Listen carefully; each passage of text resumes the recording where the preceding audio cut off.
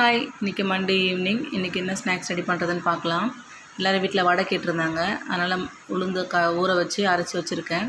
இது கூடவே 2 ஸ்பூன் அரிசி மாவு சேர்த்துருக்கேன். அரிசி மாவு சேர்க்கும் போது நமக்கு நல்லா மொறுன்னு இருக்கும். கொஞ்சமாக சால்ட்டு, மிளகு சேர்த்துருக்கேன். நான் பச்சை மிளகாய் சேர்க்கல, பசங்களுக்கு காரம் இருக்குன்றதுனால நான் பச்சை மிளகாய் சேர்க்கல. பொடியாக கட் பண்ண வெங்காயம், கொத்தமல்லி, கருவேப்பிலை இதெல்லாம் சேர்த்து நல்லா பிசைஞ்சு வச்சுக்கலாம். வடைக்கு தேவையான அளவுக்கு நம்ம எண்ணெய் ஊற்றி காய வச்சுக்கலாம். எண்ணெய் காயறதுக்குள்ளே கொஞ்சமாக நம்ம சட்னி ரெடி பண்ணிக்கலாம்.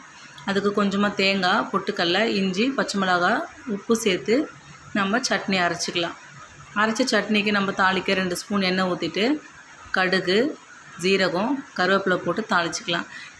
இன்றைக்கி உங்கள் வீட்டிலலாம் என்னென்ன ஸ்நாக்ஸ் ரெடி பண்ணிங்கன்றதை கமெண்ட் பண்ணுங்கள்.